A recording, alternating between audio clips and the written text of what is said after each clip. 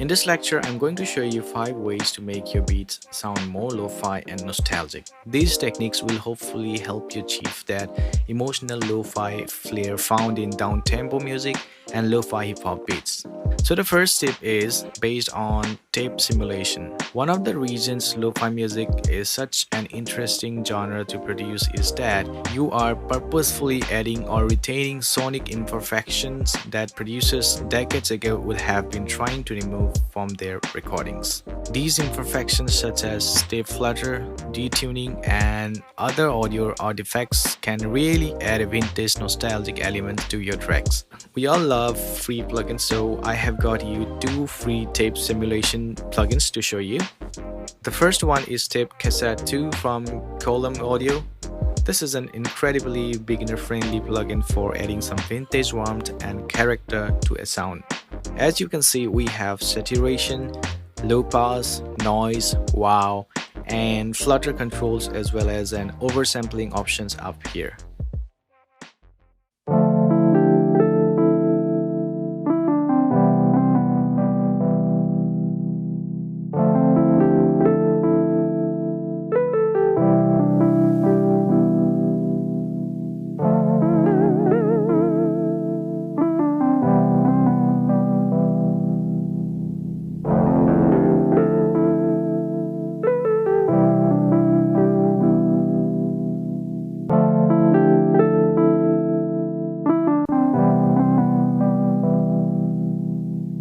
We also have Chow tape, which is much more detailed and allows you to add tape degradation with incredible precision, even down to the thickness and angle of the simulated tape machine.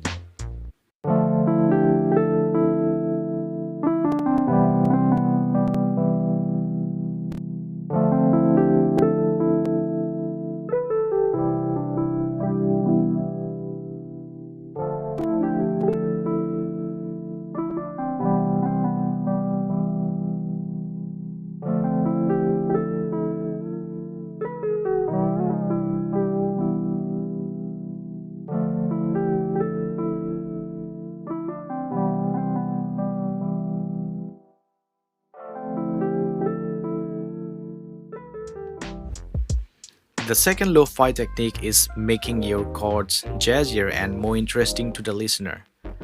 In lo-fi music, especially lo-fi hip-hop, sampling is incredibly common where producers will use jazz, soul, or blues samples to add a retro vibe to a track.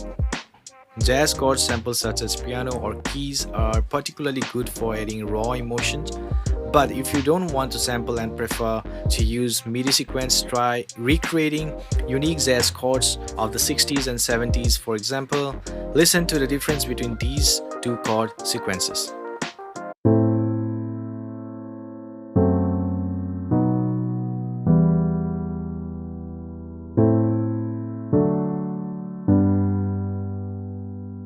So this sequence sounds a bit too standard and robotic to evoke much emotion, whereas if we compare it to this,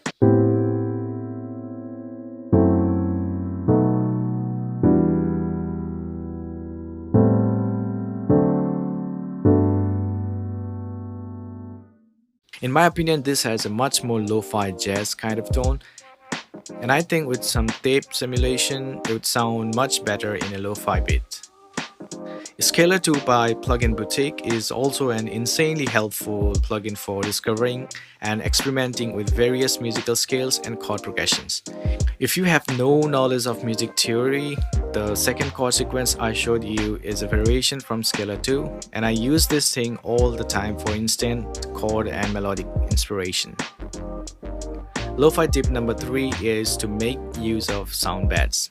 In my opinion, adding a sound bed to a lo-fi track can add so much atmosphere and make the track a lot more immersive for the listener. Common examples would be vinyl crackle, rain falling on a window, city ambience, coffee shop ambience, forest sounds, and so on.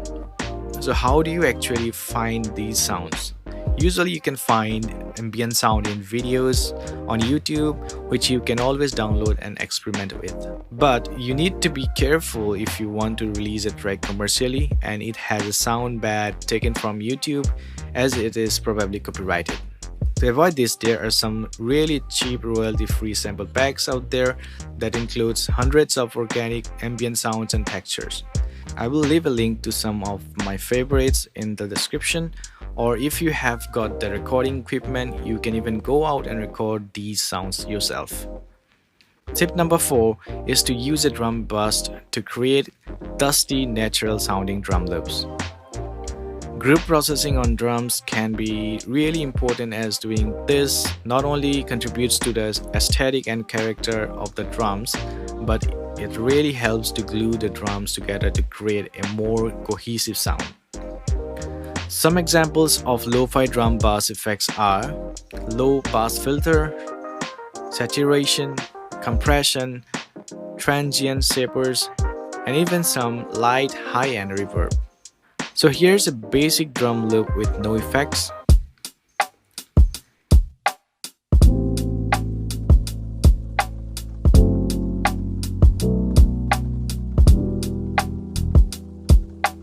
And here's that same loop with low pass filter, saturation, and some compression.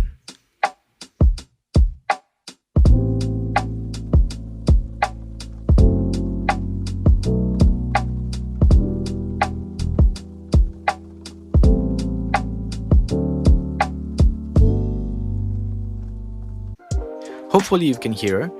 It sounds a lot more cohesive and the effects are giving it that dusty, emotional lo-fi feel.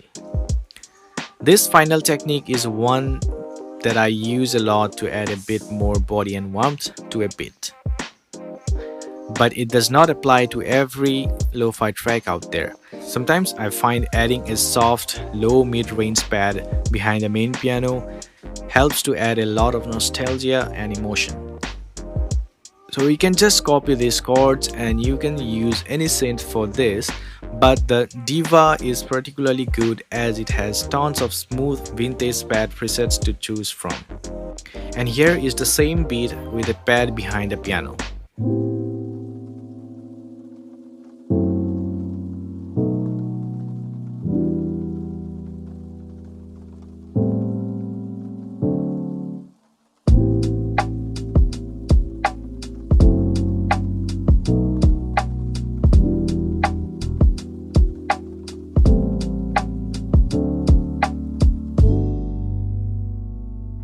Okay, that was my top 5 techniques for making lo-fi beats. I hope you got some value out of this video. Thank you so much.